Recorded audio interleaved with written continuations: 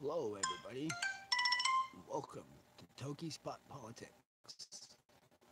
Today, I want to talk about the government being reopened for now.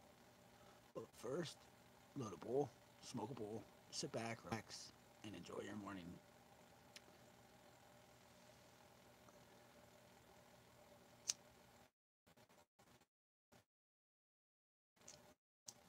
Before I get started, I'm going to take a few rips.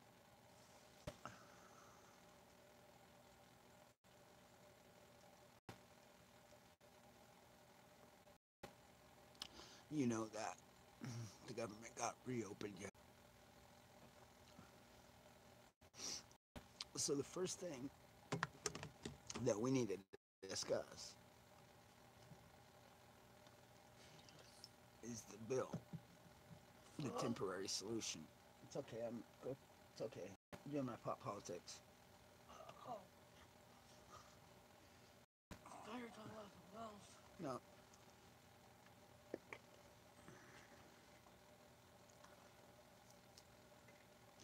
so in case you've noticed, we went into the shutdown ended temporarily yesterday, and somehow President Trump still took a bunch of crap for being weak, for caving, and yada yada yada. It's like he can't do any good with people. So once again, here I am to discuss the parameters of this negotiation.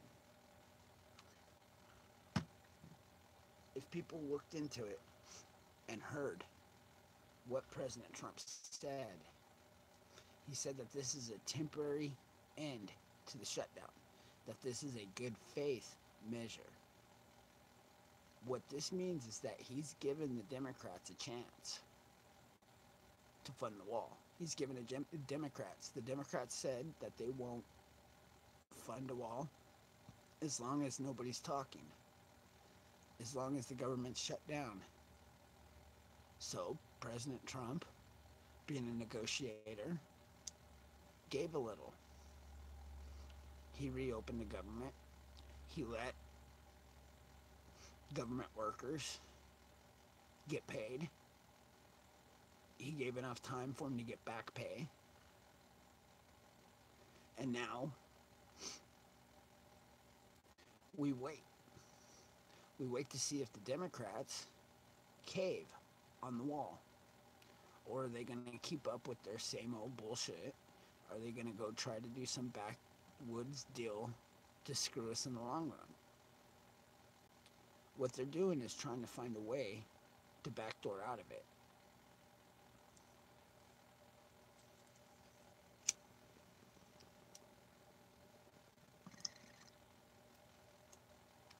The funny part, though, is Trump also expressed his desire to use the emergency option if need be, which simply says that it's a case of emergency and we need to use military funding to build that wall. He's threatened that if the Democrats don't cave into the wall demands, that's what he's going to do come the 14th. He'll use whatever means is necessary to build that wall. He'll take it out of the hands of the voters, out of the hands of Congress, the Senate, the House, and he'll come up with ways on his own to build that wall. That's what he said. He's giving the Democrats a chance, extending an olive branch, a negotiation tactic.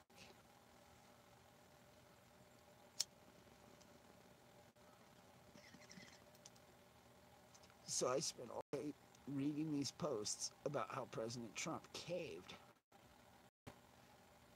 by reopening the government. I say, read between the lines with President Trump. Nothing he does is ever blank, clear, and obvious. Everything he does has some backwards meaning. He has ways of doing things. That's why we just got to trust the process. And keep in mind, he hasn't caved. If anything, he's shown a heart. If anything, he's shown a love for his people to the point where he cares whether or not they get paid, whether or not they can take care of their families. He didn't cave. He built a bridge for people and gave demands to everybody in the way.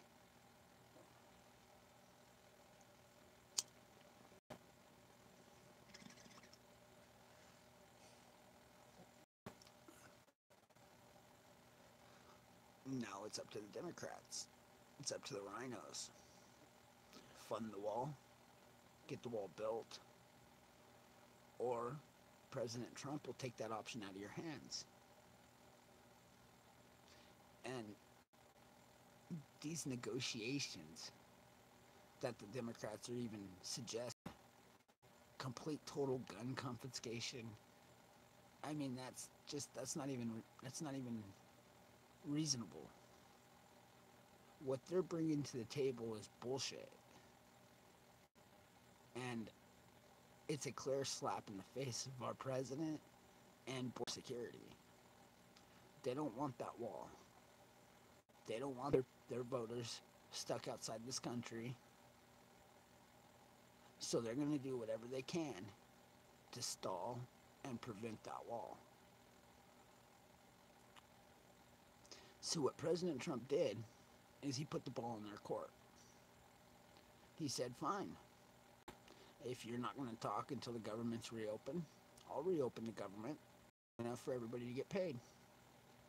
And if you're not talking and we're not negotiating and we're not getting shit done by the February deadline, I'll build this wall myself. And you're not going to like it. That's what he's saying.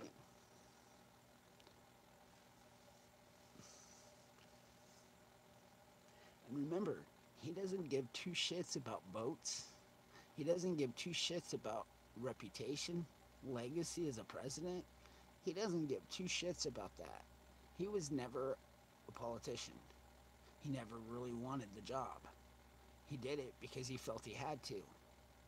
It's costed him a lot of money to be our president. Period. So he doesn't care who he steps on. He doesn't care what feathers get ruffled.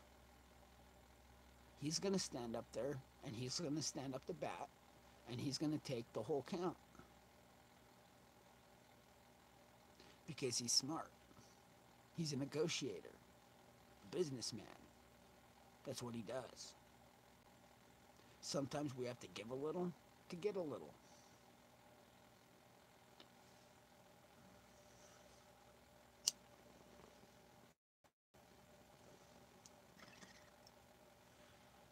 And the people need to start wising up. They need to start seeing where the problem is. What they're literally suggesting is no wall is better than a wall. What they're suggesting is no security is better than a wall. They're suggesting that we can do nothing and just allow it to continue being the way it is because it's a waste of money. So they have a do nothing approach to border security. They have a say nothing approach to border security. And they want to pretend that it's not even a problem.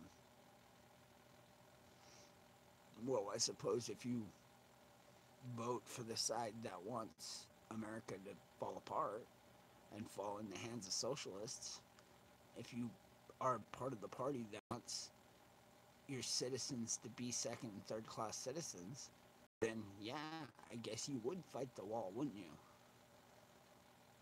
The problem is if you really truly love America, really truly want to protect America as a nation, our future, our rights as citizens of this great country,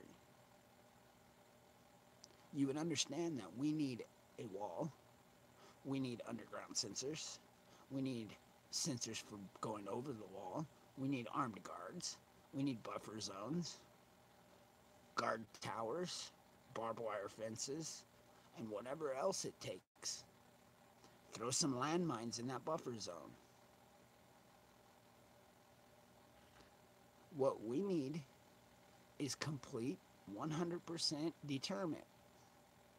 And if you're caught here illegally, you should not be sent right back to your country and released. You should be sent to an international prison. Period. You're an international criminal breaking international laws. You should go to an international prison. Start throwing a few undocumented in Gitmo. Start building a wall for all of Mexico to see. A wall so big and bright that they see it from Venezuela. Start putting buffer zones with all the other obstacles you could possibly think of in the way. And I guarantee you, a lot less people are coming to this country illegally. And I guarantee you that the ones that are here illegally are lining up to register before they get arrested and sent off to Gitmo.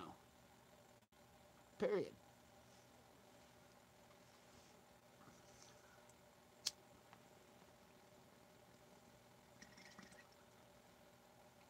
We need to use the welfare systems to get inside states like California. We need to claim welfare fraud for all the recipients that aren't allowed to receive welfare. We need to use this in order to get into the government.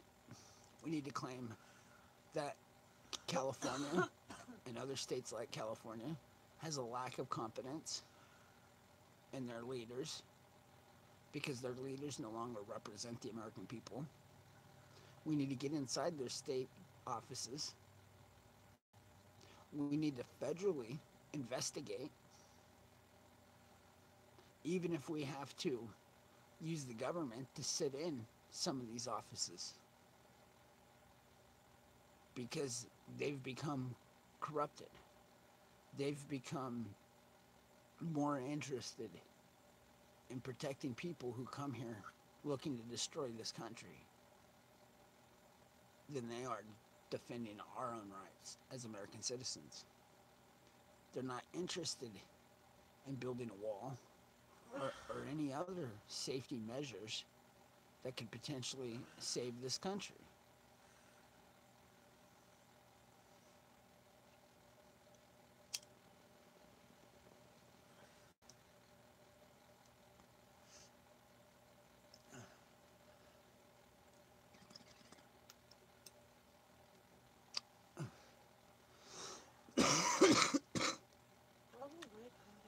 You want to smoke?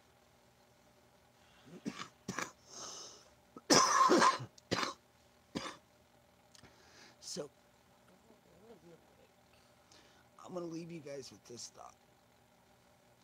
Who are we really blaming? And what are we really going to do about it? We keep hearing President Trump, Trump, Trump, Trump. Everybody bashes Trump. He wanted the wall, they bashed him. Threatened to shut down. They didn't give him the wall. He shut us down. Everybody bashed him. He kept the shutdown until we negotiated the wall. They bashed him.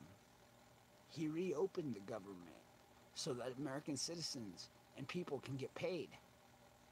And they're still bashing him.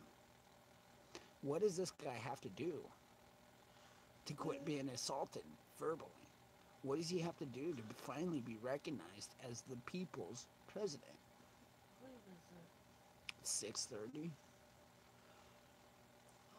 3 hours again. So have a great day, everybody. Be smart, smoke out, and all that good stuff. Go out there. Peace. Be smart.